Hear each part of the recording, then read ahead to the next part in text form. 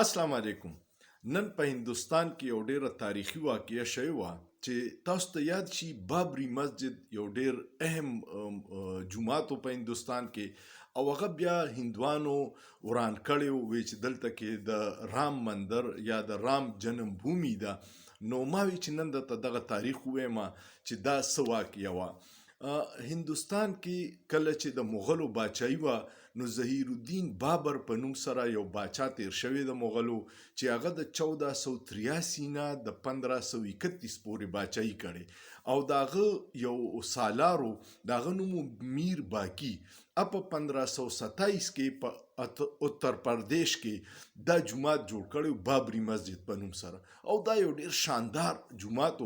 د مغلو فن تعمیر چې دی ډیر یادګاری او هغه کې اسلامي ټچي او ډیر زبردست جوماتونه جوړي. دا جومات چې جوړ شو نو دا بیا د مغلو دور چې ختم شو نو د دې کې متنازع شو ځکه چې هندوانو دا دعوه وکړه چې دا دلته کې د رام جنم بھومي ده، رام دلته پیدا شوی او هغه دومره پروپاګاندا وکړه چې ټول هندوستان کې دا مسله شو او بیا اکثر په پدې کې وقتاً فوقتاً فسادات کېده. بیا په 1992 کې چې دسمبر باندې درې تنظیمونه را یوځای شو، یو شیوسینا و، یو بجرنګ بلی و او یو وشوانات پرشد د هندوانو تنظیمونو او د ال کې اډوانی په سرګردۍ کې رالل او پورا سکیورټي فورسز او لوکل انتظامیه ور سره مدد کو او هغه بابری مسجد وران کو. دا یو ډیر د مسلمانانو د پاره د خفګان واقعه و خو دا د ډیر زوړ د دوی د تنازع را روانه وه. په 1949 کې د دې باندې هندوانو سره جګړې وشوې او هغوی ووی چې نه دا دلته کې اول رام مندر رام جنم بھومي ده او په هغې دوی جومات جوړ کړی دی. نو چې فسادات شو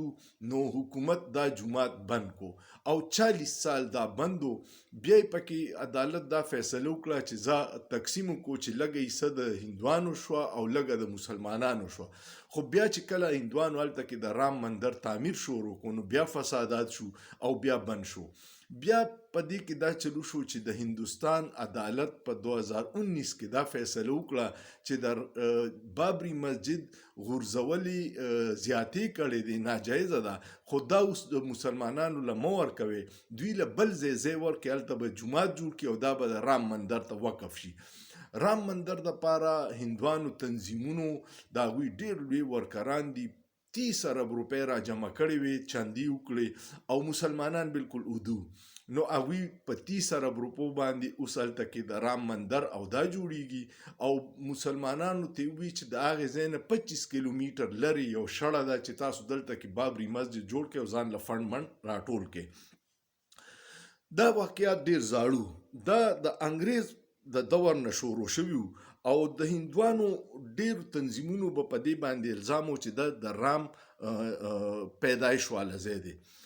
په 1853 کې اولنی ایودھیا کې مذهبي فسادات شو، بیا په 1849 کې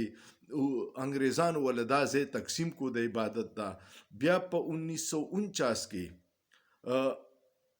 دا چلو شو چې دوی وی چې دلته کې د رام یو مورتی را برآمد شو، د رام یو بت د جومات د ځای نه را برآمد کو. نو د دغې نه دا بیا متنازع ځای شو. بیا په 1884 کې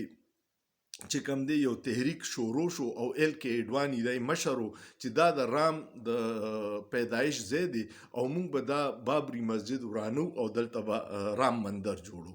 په 1986 کې بیا هغوی له اجازت ورکو هندوانو له چې تاسو د رام کوم ځای مورتی را برآمد شوي هلته کې تاسو پوجا کولی شئ او بل طرف ته به مسلمانان مونځ کوي. خو هغه چونکې د مذهب کې دواړو کلیشیز او برداشت نو نو هر وخت به جګړې کېدې. په 1990 کې جومات ته د هندوانو شرپسندو جزوي نقصان ورسو او په 1992 کې بیا ټوټل وران کو. دغه ټوله واقعه وه چې د بابری مسجد چې کوم د ظهیر الدین بابر په نوم جوړو او میر باقی جوړ کړی په 1527 کې هغه شهید شو او اوس پې هغوی رام مندر جوړي. امید لرم ستاسو به دا تاریخي ویډیو خوښه شوي ځکه چې نن 22 جنوري باندې هغوی د هغې رام د مورتۍ افتتاح وکړه نو ما وی ډېر اهم واقعه ده ډېرو خلکو نه به بابري مسجد یرومي خو چې زه یې ورته وریاد کړم سوچ پیو کې په سوچ کې څه ګناه نشته